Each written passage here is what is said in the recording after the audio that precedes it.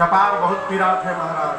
अभी परसों एक लोग आके हमसे बोले महाराज बहुत हफनी होता है, कौन मंत्र जपे? हमें मंत्र न जपे, दवाई खाइए।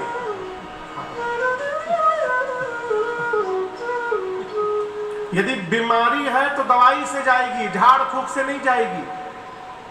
इस बात को ठीक से समझिए। यदि मंत्र से दवाई बीमारी चली जाती तो राम जी वैद्य को क्यों बुलाते लक्ष्मण जी को शक्ति पाने लगने के बाद? कहिए, लक्ष्मण जी को शक्ति पाने लगा तो वैद्य क्यों बुलाए गए? रामे जी फूक के ठीक कर देते। अब वैद्य जी आए तो झाड़ फूक काहे नहीं किए? काहे संजीवनी बूटी मंगाई गई, औषधि मंगाई गई? क्यों? बीमारी है तो दवाई से ठीक होगी। मंत्र क्या करेगा? बीमारी का प्रभाव हमारे मन पर नहीं पड़ने देगा। ये मंत्र का प्रभाव है। इसलिए किसी बहकावे में न जाइए। बहुत लोग मिलेंगे, मिल रहे होंगे समाज में, बीमारी हो गई, आवा हई झाड़ फूक कदम ठीक हो जाई और ही बिगड़ जाई, और बिगड़ जाएगा। जो डॉक्टर पैसा खर्चा करके पढ़े हैं वो व्यर्थ में थोड़ी पढ़े हैं? इसलिए भगवान की शरण में रहिए जिससे मन हमारा स्वस्थ रहे। शरीर का क्या है? शरीर तो व्याधि का घर है ही, इसको रोग होगा ही होगा।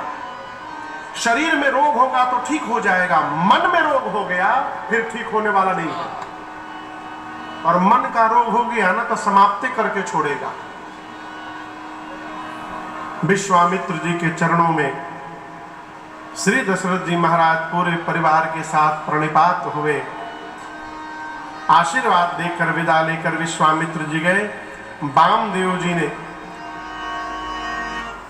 गुरुदेव भगवान वशिष्ठ जी के पुत्र है वामदेव जी ऋषि, वामदेव जी ने विश्वामित्र जी की पूरी कथा सुनाई दशरथ जी महाराज को।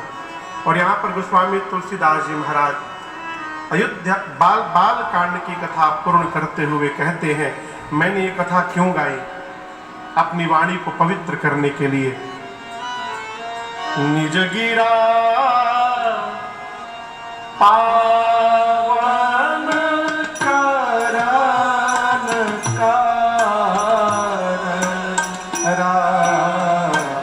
रस तुलसी रघुबीर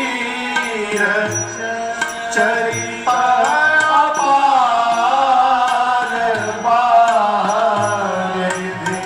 पार कोने रहो उपवीत ब्याह उठा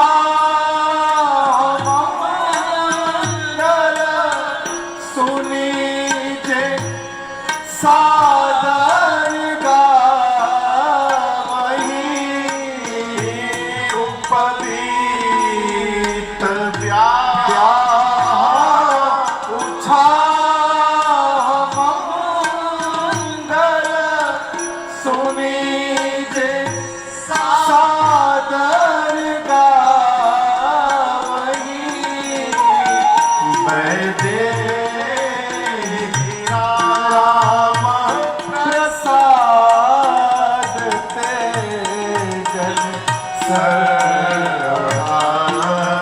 सुख पावनी मैंने राम प्रसाद ते जन सर्वदा सुख पावनी।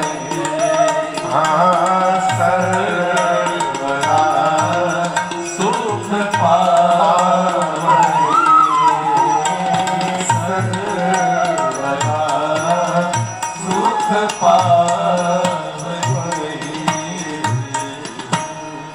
गोस्वामी जी कहते हैं कि मैंने बाल कांड की कथा क्यों गाई? क्यों गाई? अपनी वाणी को केवल पवित्र करने के लिए।